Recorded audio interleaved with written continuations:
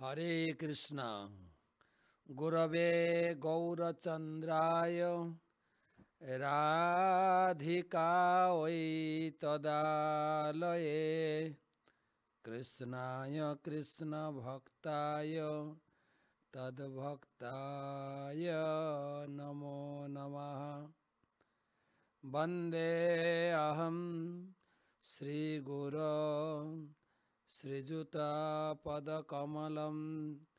श्रीगुरून् वैष्णवांश्च श्रीरूपं साग्रजातं सहगना रघुनाथान्वितं तं सजीवं साद्वैतं सावधूतं परिजन सहितं कृष्ण चैतन्य देवं श्री राधा कृष्ण पादन सहगना ललिता श्री विशाखान्वितांश्च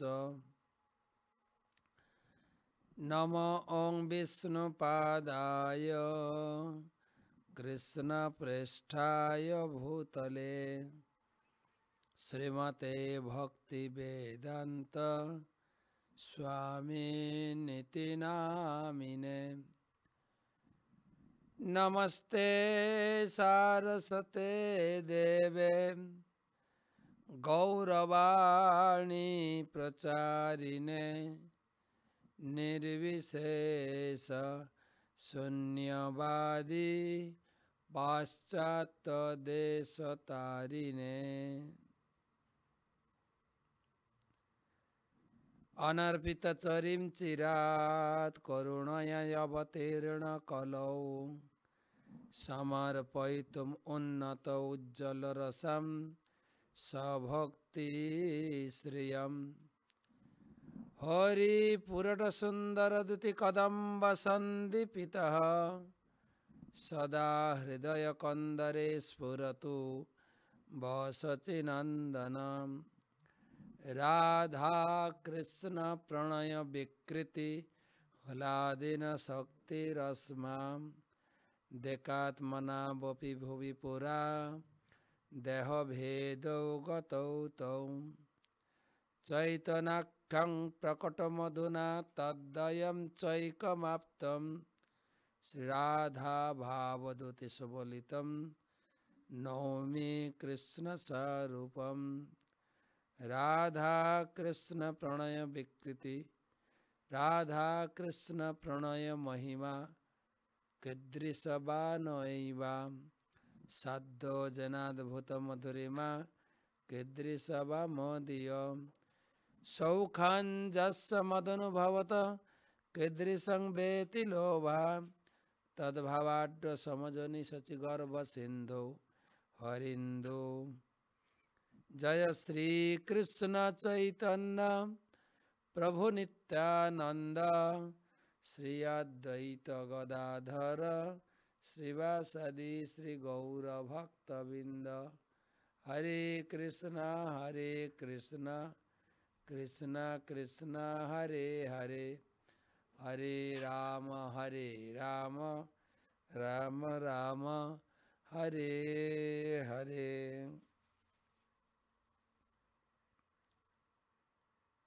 सदी सज्जन मंडली ममतामय मातृमंडली, आज के श्री चैतन्य चरितामृत महाकाव्य मध्यलीला एकविंशति परिच्छदे नतून अध्याय আমরা শুরু করব।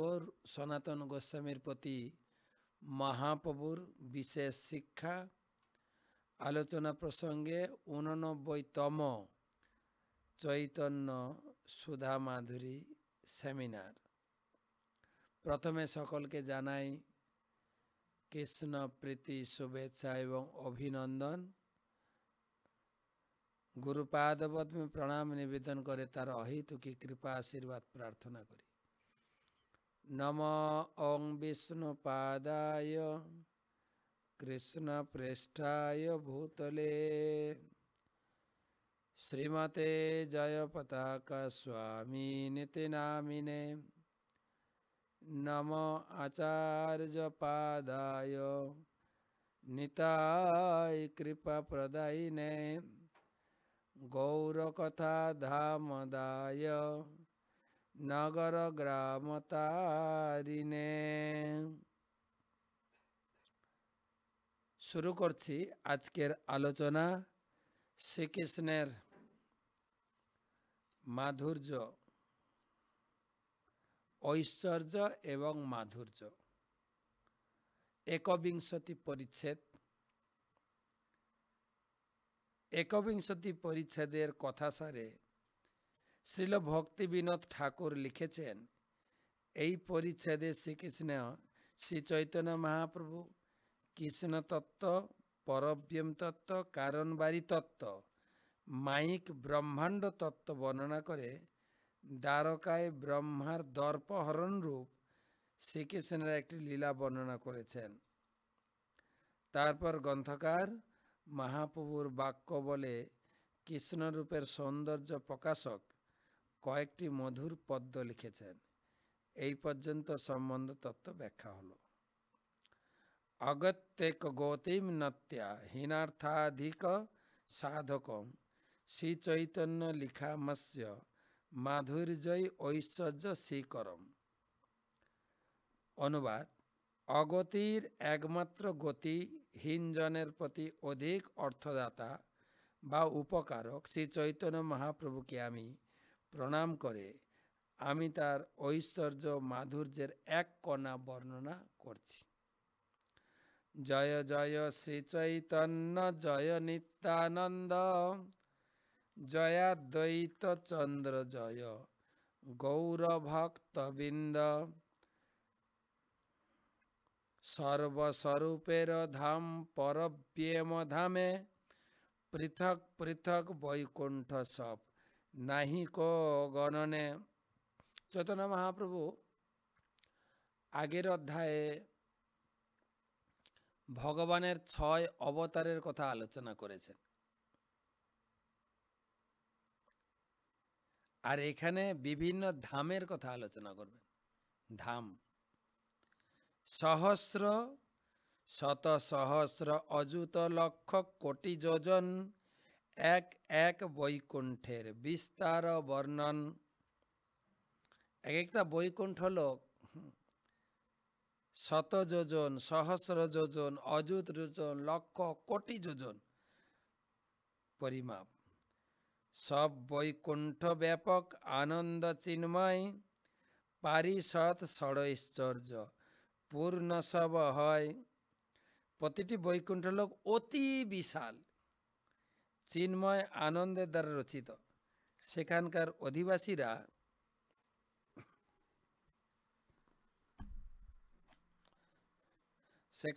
অধিবাসীরা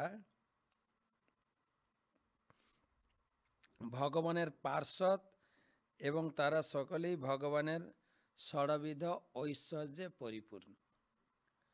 অনন্ত বৈকুণ্ঠ এক এক দেশে যার, সেই পরব্রহ্ম ধামের কে করু বিস্তার। অনন্ত বৈকুণ্ঠ এবং অনন্ত কিছু তার বর্ণনা কে পরিমাপ করবে? কে এত পরিমাপ করবে? অনন্ত বৈকুণ্ঠ পরব্রহ্ম যার দল শ্রেণী, সর্বোপরি কৃষ্ণলোক কর্ণিকার গণী। চিন্ময় জগৎকে পদ্ম ফুলের সঙ্গে তুলনা করা হয়েছে। সেই পদ্মের উচ্চ ভাগ কর্ণিকার রূপী কৃষ্ণলোকের চতুর্দিকে দলশ্রেণী রূপে অনন্ত বৈকুণ্ঠ পরব্রহ্মে বিরাজমান। এই মতো ষড়ৈশ্বর্য স্থান অবতার, ব্রহ্মা শিব অন্ত না পায় জীব কোন ছাড়। এই বৈকুণ্ঠ লোকের বিস্তার মাপা যায় না। যেখানে অনন্ত দেব, শিব, ব্রহ্মা যার যার অগোচর, সেখানে বদ্ধজীব কি করে পরিমাপ করবে? কোব্যক্তি ভূমান ভগবান পরমাত্মন যোগেশ্বর তীর্ভ ভবতি স্ত্রীলোক্যম, কবা কথং বা কতিবা কদেতি বিস্তারয়ন ক্রীডসি যোগ মায়াম। হে ভুমন, শ্রীমদ্ ভাগবত में ब्रह्मार उक्ति, हे भुमन, हे भगवान, हे परमात्मन, हे যোগেশ্বর, এই ত্রিভুবনে তোমার লীলা কথা কোথায়, কিভাবে যোগমায়াকে বিস্তার করে, কখন তুমি কি লীলা করো, কি ক্রীড়া করো, কে জানতে পারে। এই মতো শ্রীকৃষ্ণের দিব্য সদ্গুণ অনন্ত, ব্রহ্মা শিব সনক আদি না পায় যার অন্ত। গুণাত্ম তেহপি গুণান বিমাতুম, হিতাবতীর্ণস ক ইসি রেহস্য। কালেন জৈর্বা বিমিতা সুকল্পই, ভূ পাংশব খে মিহিকা দুভাস। সুনিপুণ বৈজ্ঞানিকেরা ভূমির রেণুকণা ও আকাশের হিমকণা নক্ষত্রাদি কালে গণনা, তাদের মধ্যে জগতের কেই বা হিতের নিমিত্ত অবতীর্ণ এবং অনন্ত গুণরূপ যে তুমি, তোমার গুণ সকল বর্ণনা করতে সমর্থ। ব্রহ্মা বলছেন যে হে বৈজ্ঞানিকেরা এই ভূমির রেণুকণা, আকাশের হিমকণা, নক্ষত্রাদির কালের গণনা তারা করতে পেরেছেন, কিন্তু তোমার অনন্ত গুণের বর্ণনা করা তাদের পক্ষে সম্ভব নয়। ব্রহ্মাদি রহু সহস্র বদনে অনন্ত, নিরন্তন গায় মুখে না পায় গুণের অন্ত। আরে ব্রহ্মা পঞ্চমুখ শিবের কি কথা, অনন্ত নাগ, অনন্ত মুখে তার গুণের মহিমা বর্ণনা করে শেষ করতে পারে না। নান্তং বিদাম মহমমি মনুহগ্রজান্স্তে, মায়া বলস্য পুরুষস্য কুতো বরাজে। গায়ন গুণান দশশতানন আদিদেব, শেষে অধুনাপি সমবস্যতি নস্য পারম।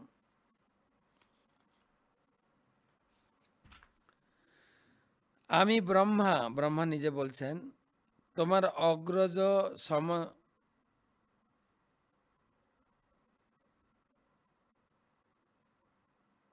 আমি ব্রহ্মা এবং তোমার অগ্রজ সমস্ত মুনিরা মায়াধীশ পরম পুরুষের অন্ত জানতে পারি না। ব্রহ্মা তার পুত্র এবং শিষ্য নারদ মুনিকে একথা শোনাচ্ছেন। আমি এবং তোমার অগ্রজ চতুর্কুমার অন্যান্য ঋষিরা কেউ ভগবানকে ভালো করে জানতে পারে না। সহস্র বদন অনন্ত দেব তার গুণাবলী কীর্তন করতে করতে আজ পর্যন্ত তার সীমা খুঁজে পায়নি। সেহরুহু সর্বজ্ঞ শিরামণি শ্রীকৃষ্ণ, নিজ গুণের অন্ত না পাইয়া হয়েন সতৃষ্ণ। আরে অনন্ত গুণ দূরের কথা, শ্রীকৃষ্ণ নিজে নিজের গুণ তার অন্ত খুঁজে পায় না। দুপত্তয় এবতে ন যজুরন্ত মনন্ত মতয়া, তমপি যদন্তরাণ্ড নিচয়া ননুসাবরণা। ক্ষয়ৈব রজাংসি বান্তি বয়স্য সহ যৎশ্রুতয়ম, তৈ হি ফলন্ত তন্নি নিরসেনেন ভবন্নিধনা। হে অনন্ত, আপনি অনন্ত, সেই জন্য দেবতারা আপনার অনন্ত খুঁজে পাননি। আপনি আপনার গুণের অন্ত পান না। সাধারণ ব্রহ্মাণ্ড সমূহ আকাশে ধূলিকণার মতো কালচক্রে পরিভ্রমণ করছে।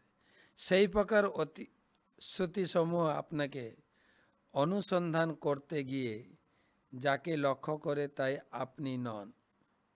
এইভাবে অনুসন্ধান করতে করতে সব কিছুই আপনাতে পর্যবসিত হয়। এইভাবে স্থির করে আপনি যে সব কিছুর আধার, এই সিদ্ধান্ত করে। এই শ্লোকের উপরে প্রভুপাদ তাৎপর্য দিয়েছেন। মোটামুটি ভগবান এবং ভগবানের গুণের অন্তের সীমা নেই। বহুনাম জন্ম নাবন্তে জ্ঞান বাংমাম প্রপদ্যতে বাসুদেব সর্বমিতি স মহাত্মা সুদুর্লভ।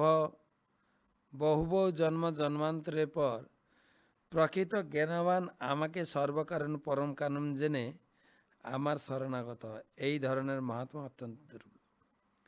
সারা ব্রহ্মাণ্ড জুড়ে পরম তত্ত্বের অনুসন্ধান করেও বেদজ্ঞ পণ্ডিতেরা পরম লক্ষ্যে উন্নীত হতে পারে না।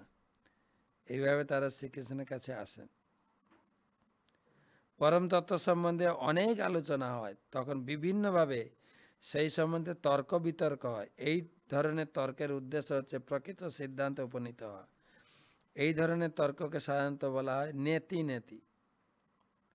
যতক্ষণ পর্যন্ত না প্রকৃত সিদ্ধান্তে উপনীত হওয়া যাচ্ছে ততক্ষণ স্বাভাবিকভাবে মনে হবে যে এটি পরম তত্ত্ব, ওটি পরম তত্ত্ব। সেহরৌহ ব্রজে যবে কৃষ্ণ অবতার, তার চরিত্র বিরাজিতে মন না পায় পার। ওসব কথা দূরে রাখুন, ভগবান কৃষ্ণ যখন ব্রজে আসেন তখনও এর তুলনা করা যায় না। প্রাকৃত অপ্রাকৃত সৃষ্টি কৈলা একক্ষণে, অশেষ বৈকুণ্ঠ যাজ্য সনাত সনে। বৃন্দাবনে শ্রীকৃষ্ণ এক নিমেষে পরব্রহ্মনাথ অসংখ্য অপ্রাকৃত বৈকুণ্ঠ ও বহু ব্রহ্মাদি অসংখ্য প্রাকৃত ব্রহ্মাণ্ড সৃষ্টি করেছেন। এমতো অন্যত্র নাহি গুণিয়ে অদ্ভুত, যাহার শ্রবণে চিত্ত হয় অবধূত। এমন অদ্ভুত কথা কখনো শোনা যায়নি। এই অদ্ভুত কথা শ্রবণ করার ফলে চিত্তের সমস্ত মল বিধৌত হয়। কেবল ভগবানের কথা, ভগবানের লীলা কথা শুনুন। এই শ্লোকের উপরে আবার তাৎপর্য।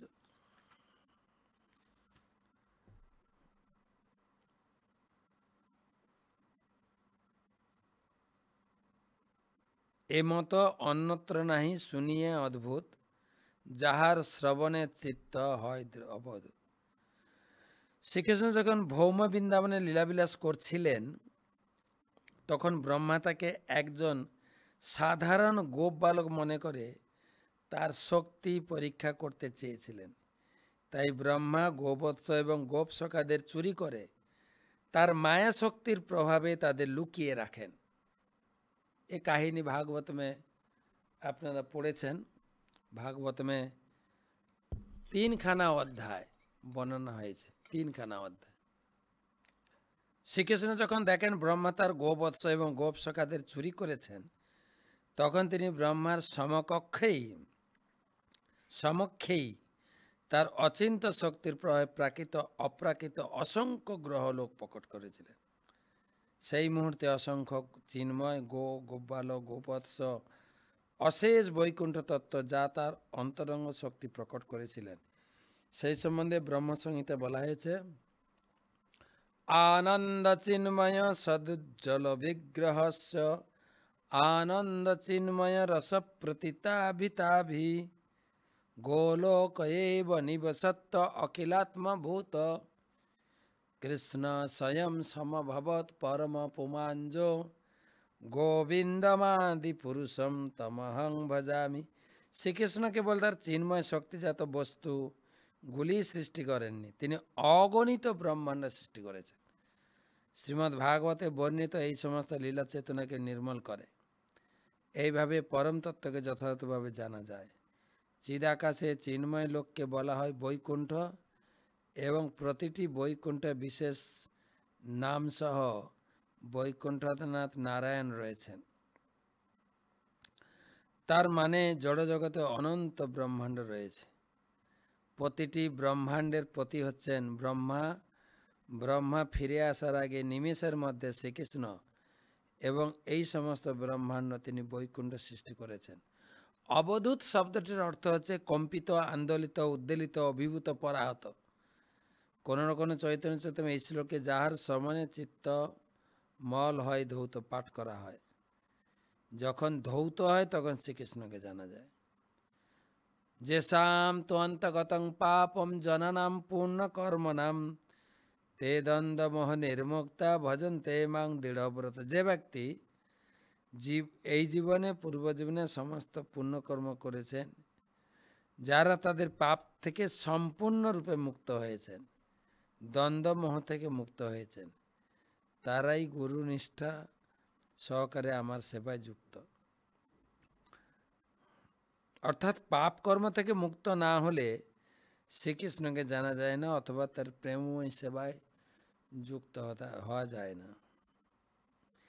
কৃষ্ণ বৎসই রসংখ্যাতই সুখদেববাণী, কৃষ্ণ সঙ্গে কত গোপ সংখ্যা নাহি জানি। সুখদেব গোস্বামী লিখেছেন, কৃষ্ণের গোবৎস সমূহ এবং গোপবালক সমূহ অসংখ্য রূপে প্রকটিত হয়েছিল, তাদের মধ্যে গণনা করা অসম্ভব। এক এক গোপ করে যে বৎসচারণ, কোটি অর্বুদ শঙ্খ পদ্ম তাহারও গণন।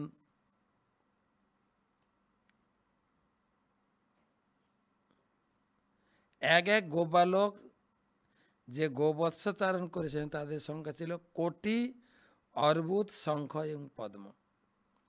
এই হিসাব সম্বন্ধে প্রভুপাদ লিখেছেন, একক, দশক, শতক, সহস্র, অযুত, লক্ষ, নিযুত, কোটি। 10 কোটিতে অর্বুদ, 10 অর্বুদে বিন্দ, 10 বিন্দে খর্ব, 10 খর্বে নির্বন্ধ, 10 নিখর্ব, 10 নিখর্বে শঙ্খ, এবং শঙ্খে পদ্মে 10 পদ্মে 10 পদ্মে সাগর। এইভাবে বোঝা যায় যে শ্রীকৃষ্ণ শ্রেষ্ঠ যে সমস্ত গোপালকদের প্রত্যেকের কাছে কি অসংখ্য গাভী পরিমাণ গোবৎস ছিল। তখনকার দিনে সমৃদ্ধি ছিল গাই, বাছুর, ধানের গোলা। বেত্র বেণু দল সিংহ বস্ত্র অলঙ্কার, গোপগণের মতো যত নাহি লেখা তার। সমস্ত গোপালকদের সংখ্যা গোবৎস ছিল, তেমনি তাদের মধ্যে বেণু, দল, সিংহ, বস্ত্র অলঙ্কার অসংখ্য ছিল। সবই হইলা চতুর্ভুজ বৈকুণ্ঠের পতি, পৃথক পৃথক ব্রহ্মাণ্ডের ব্রহ্মা করে স্তুতি।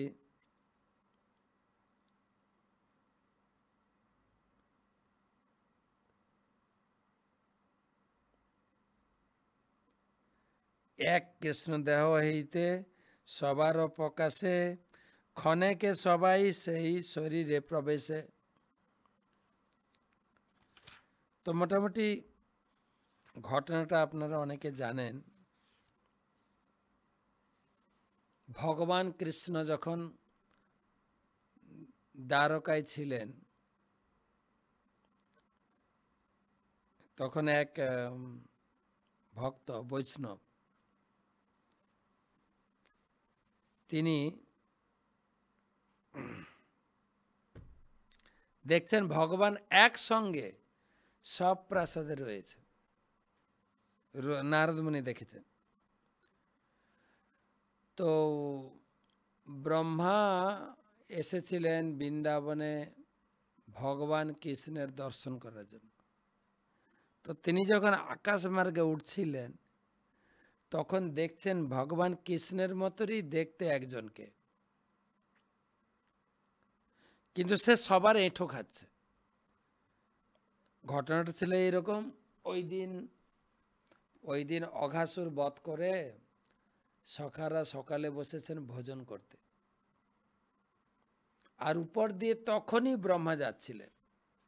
ব্রহ্মা চিন্তা করলেন, আচ্ছা কৃষ্ণ তো এই বৃন্দাবন ভূমিতে লীলা খেলা করছেন, কিন্তু আমি একবার দর্শন করতে যাব। তো ব্রহ্মা এসেছিলেন দর্শন করতে। আর ওই সময় দর্শন করতে যখন কৃষ্ণ তার বন্ধুদের নিয়ে অসুর বধ করে ভোজন করছিলেন, চারিদিকে বালকরা বসেছেন। কৃষ্ণ ঠাকুর আচার খেতে পছন্দ করেন, এইখানে আচার, এইখানে আচার, এইখানে এইখানে এইখানে সাজানো আছে, একটু একটু খাওয়া দাওয়া করছেন, আর সব বন্ধুরা তাকেই খাওয়াচ্ছে।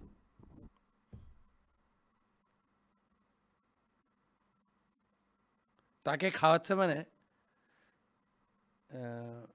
সব বাড়ির যে যার টিফিন কৌটা নিয়ে এসে, তখন তো কৌটা ছিল না, পুটলি ছিল, পুটলিতে ভরে নিয়ে এসে খুলে নিজের নিজের মা যা বানিয়েছে ওটা খাচ্ছেন, আর খেতে খেতে বন্ধুদের খাওয়াচ্ছেন, এবং বন্ধুরাও নিজের নিজের প্যাকেট খুলে কৃষ্ণকে খাওয়াচ্ছেন। কানাই কানাই, ও কানাই, দেখো না আমার মা কত সুন্দর লাড্ডু বানিয়েছে, কত সুন্দর দই ভাত বানিয়েছে, কত সুন্দর লেমন রাইস বানিয়েছে, আরে। আর কানাই তাদের মুখ থেকে নিয়ে খাচ্ছে।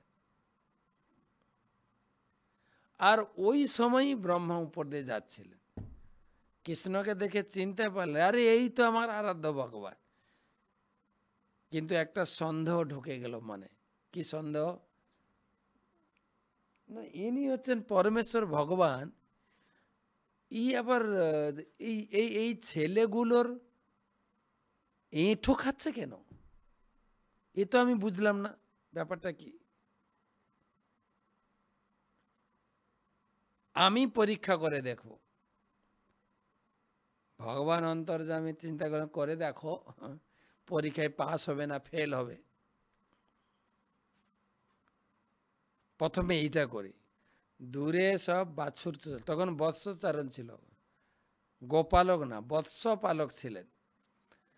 তো বাছুররা অনেক দূরে চলে গেছে, আর সব বাছুরকে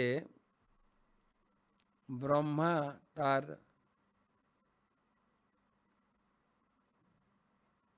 হংসের উপরে রেখে তিনি অনেক দূরে গুফাতে রেখে দিয়ে এলেন। এদিকে ভগবান তো জানেন যে আমার বাছুরগুলো সব হরণ হয়ে গেছে। বন্ধুরা কানাইয়ের সঙ্গে খেতে খেতে বলছেন, কানাই কানাই, ও কানাই, আমাদের বাছুরগুলো দেখছি না তো। কানাই তো জানেন বাছুর তো ব্রহ্মা নিয়ে গেছেন, কিন্তু আমার বন্ধুদের যেন একটু দুঃখ না হয়, বন্ধুরা যেন জানতেই না পারে। কানাই বলছেন, তোমরা খাওয়া দাওয়া করো, একদম অচঞ্চল চিত্তে খাওয়া দাওয়া করো, আমি বাছুরদের লক্ষ্য রাখছি। আর যেই কৃষ্ণ বাছুরদের রক্ষা করতে গেছেন, এখান থেকে সখাদের হরণ করে নিয়ে ব্রহ্মা চলে গেছে। কৃষ্ণ ওখানেও বাছুরদের পেলেন না, এখানে সখাদেরও পেলেন। বুঝতে পারলেন ব্রহ্মার কাজ। ঠিক আছে, কিছু করা যাবে। এখন সন্ধ্যা হয়ে গেছে, ঘরে ফিরবেন কি করে? আমার মায়ের কাছে আমি ফিরে যাব। বাছুরের মা গাই যখন তার বাছুরকে খুঁজবে, বাছুর কোথায়? শ্রীদাম সুদাম দাম বসুদাম বলরাম মধুমঙ্গল, তাদের মায়েরা যদি জিজ্ঞেস করে আমার ছেলেরা কোথায়, আমি কি উত্তর দেব? ভগবান যোগমায়ার দ্বারা তার শরীর থেকে যতজন বাছুর ছিল, যতজন সখা ছিল, সখাদের যতগুলো ভাব, হ্যাঁ দেখবেন বন্ধু বান্ধবের কেউ খুব গম্ভীরভাবে বসে থাকে, কেউ বা সারাদিন বকবক করতে থাকে, তার কালার, চুলের স্টাইল, পোশাক পরিচ্ছদের স্টাইল। বাছুর হয় না, কোন বাছুর লাল, কোন সাদা, লাল সাদা। এ অবিকল যায় যেভাবে এসছিলেন সেভাবেই নিজেকে প্রকাশ করলেন, দিয়ে ফিরলেন।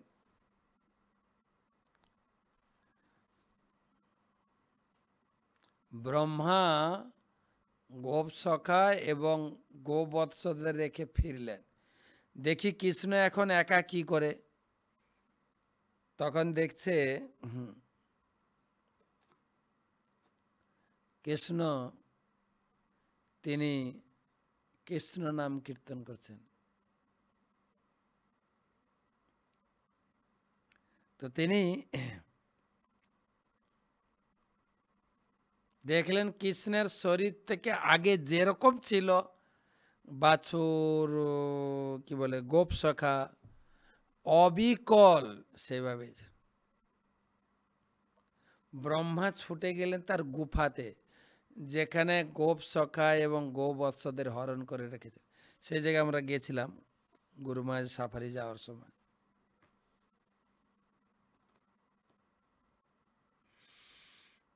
তো ব্রহ্মা দেখছেন যা লুকিয়ে রেখেছেন সেগুলো আছে, আবার কৃষ্ণর সঙ্গে আবার একটা টিম আছে। ব্যাপারটা কি? একবার কৃষ্ণের কাছে আসে, একবার যেখানে লুকিয়ে রেখেছেন সেখানে আসে। শেষে ভগবানের কৃপায় তার বুদ্ধির উদয় হলো। ব্রহ্মা ক্ষমা চাইতে এলেন, ক্ষমা চাইছে।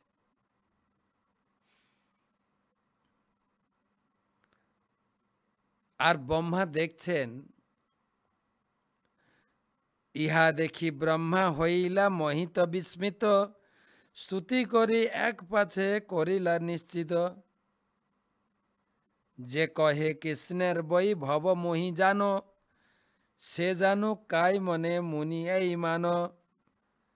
এই যে তোমার অনন্ত বৈভব, এই যে তোমার অনন্ত বৈভবামৃত সিন্ধু, মোর বাং মনোগম্য নহে এক বিন্দু।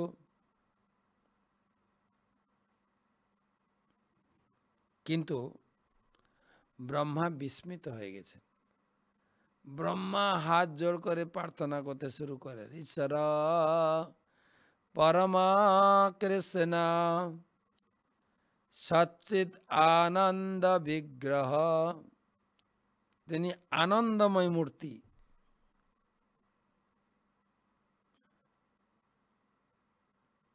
হইলা বিস্মিত, মোহিত। যে কহে কৃষ্ণর বৈভব মুই সব জানো, সে জানো কায় মন মুই তার মানো। এই যে তোমার অনন্ত বৈভবামৃত সিন্ধু, বলে মোর বাং মনোগম্য নহে এক বিন্দু। জানত এবং জানন্তম কিম বহুকদা ন মে প্রভো, মনস বপুষ বাচ বৈভবম তব গোচর। যারা বলেন আমরা কৃষ্ণ তত্ত্ব জানি, তারা জানুক, কিন্তু আমি অধিক উক্তি করতে ইচ্ছা করি না। তবু এইমাত্র বলি যে তোমার বৈকুণ্ঠ, তোমার বৈভব সকল আমার মন ও শরীর বাক্যের অগোচর।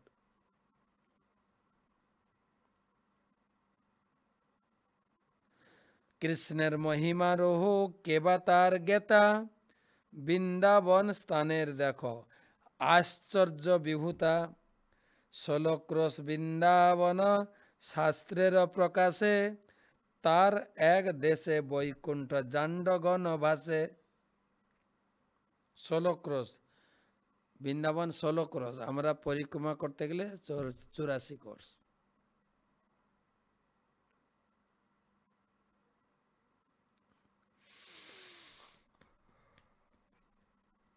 বলা হচ্ছে এই গোলক বৃন্দাবন 16 ক্রোশ, তার এক কোনায় বৈকুণ্ঠ রয়েছে। অপার ঐশ্বর্য কৃষ্ণের নাহি কো গণন, শাখা চন্দ্র ন্যায় করি দিক দর্শন।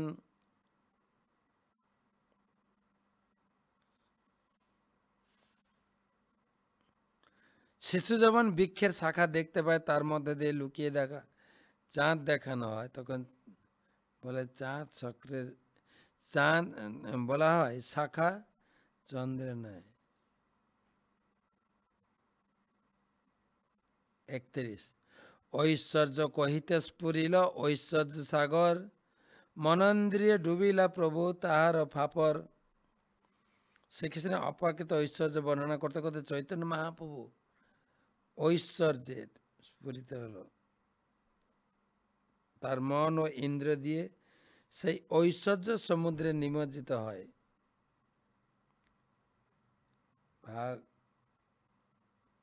ভাগবতের এই শ্লোক পড়িলা আপনি, অর্থ আস্বাদিত করে সুখ করেন বাখানি। মহাপ্রভু ভাগবতের এই শ্লোকটা পড়েছেন, কিন্তু শুনে আনন্দ পাবেন বলে একজনকে দিয়ে পড়াচ্ছেন। ভাগবতের এই শ্লোক পড়িলা আপনে, অর্থ আস্বাদিতে প্রভু সুখ করেন ব্যাখ্যানে। শ্রী চৈতন্য মহাপ্রভু ও ভাগবতের নিম্নলিখিত শ্লোকটি আবৃত্তি করলেন এবং তার অর্থ আস্বাদন করার সময় তিনি তা ব্যাখ্যা করতে শুরু করলেন। সয়ন্ত সাম্যাতি সয়ন্ত ধীশ, সারাজ্য লক্ষ্যাপ্ত সমস্ত কাম, বলিম হরিদ্ভি চিরলোক পালই, কিরীট কোটি পীড় পাদ পীঠ। তিনি স্বয়ং ব্রহ্মা বিষ্ণু ও শিবের অধীশ্বর, অতএব তিনি অসমর্থ। তার পরম চিদানন্দ স্বরূপ শক্তির দ্বারা তিনি অনন্ত সমস্ত ঈপ্সিত বস্তু প্রাপ্ত হয়েছেন। ব্রহ্মা রুদ্র আদি লোকপালেরা তার পূজা দিতে এসে তার পাদপদ্মে বন্দনা করতে গিয়ে তাদের মস্তকে কোটি কোটি মুকুট তার পাদপদ্মে স্পর্শ করেছে। তো মূল কথা হচ্ছে,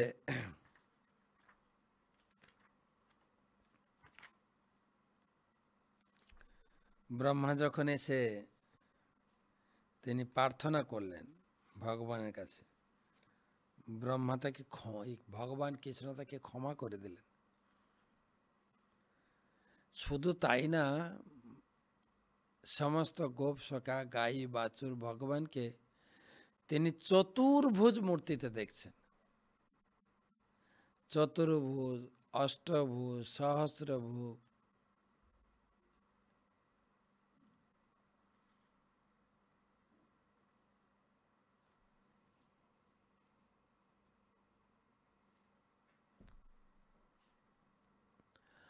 আর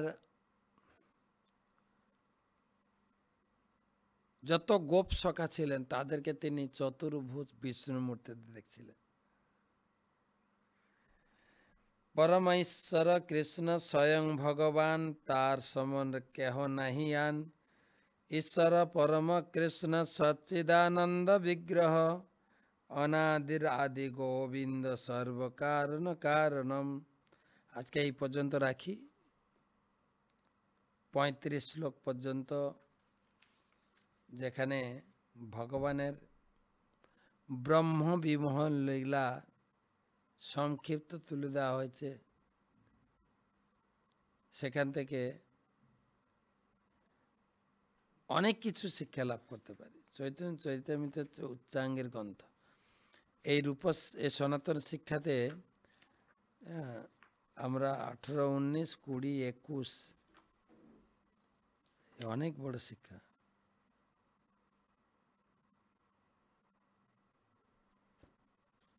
পঁয়ত্রিশ।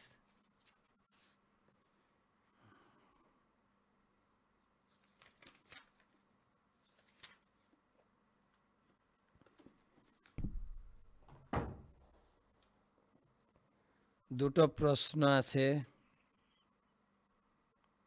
সেই সঙ্গে গীতার স্কোর।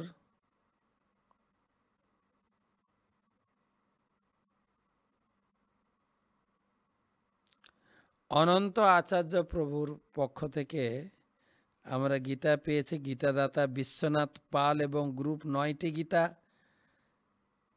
সাধু শিরোমণি 9টি গীতা, গীতারানী সাহা 2টি, ভোলানাথ আঢ্য 10টি, বজহৃদয় প্রভুর পক্ষে ভোলানাথ আঢ্য 10টি, সুমন আর্য 10টি, নবকুমার বাসু 5টি।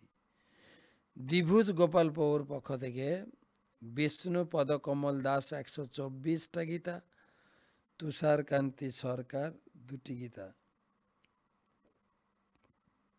মথুরা দেশ ডিভোটি 600 গীতা।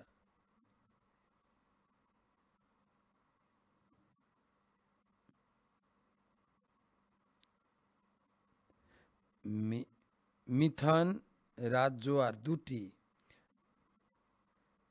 রঙ্গ প্রেমা দেবী মাতাজির পক্ষে পাবন মাইতি 18টি, কৃষ্ণ সেবিনী মাতাজির পক্ষ থেকে অখিল চন্দ্র ভৌমিক 2টি, সুখীশ্যাম প্রভুর পক্ষ থেকে প্রকাশ চন্দ্র দাস 2টি, সুলোচন নিমাই দাস প্রভুর গ্রুপের পক্ষ থেকে কৃষ্ণ কমল লাভ 11টি, অরুণ কান্তি গৌর দাস 661টি, সঞ্জয় মণ্ডল 1টি, কিরণ ঘোষ 4টি,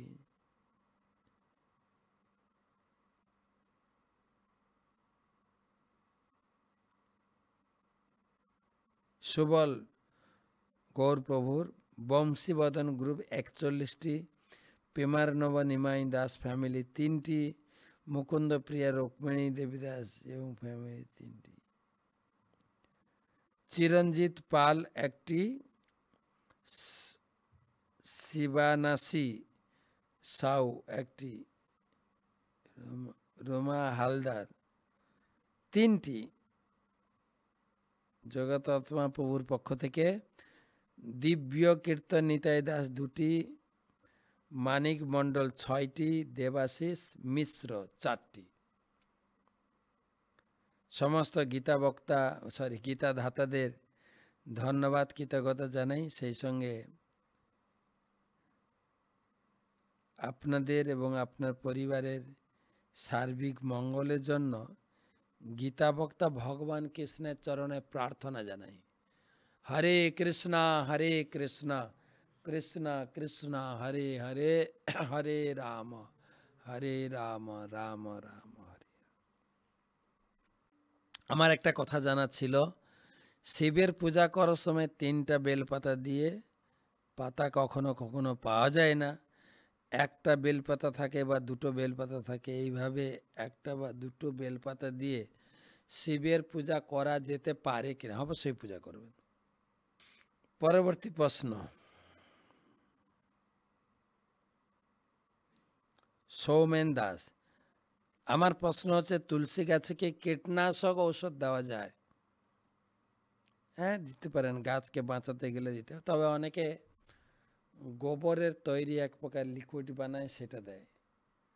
যেহেতু আমরা তুলসী পাতা ভগবানের ভোগে দিই, আবার সেই পাতাটা খাই, সেই জন্য গোবর সার অনেকে ব্যবহার করে। মোটামুটি গাছটাকে বাঁচিয়ে রাখার জন্য যা করার দরকার তাই করবেন।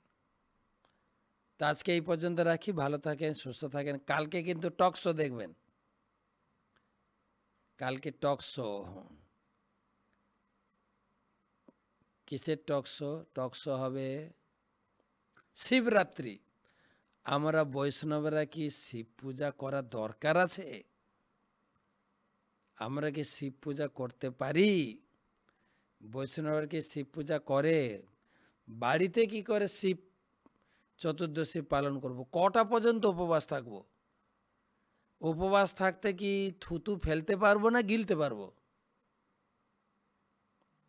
শিব ঠাকুরকে ডান দিকে রেখে প্রণাম করবো, বাঁ দিকে রেখে প্রণাম করবো? যদি বেলপাতা না পাই, তাহলে কি দুর্বা ঘাস দিয়ে কি অভিষেক করানো যায়? বিভিন্ন কথার সমাধান কালকে টক শো দেখা হবে। শুভরাত্রি। হরে কৃষ্ণ।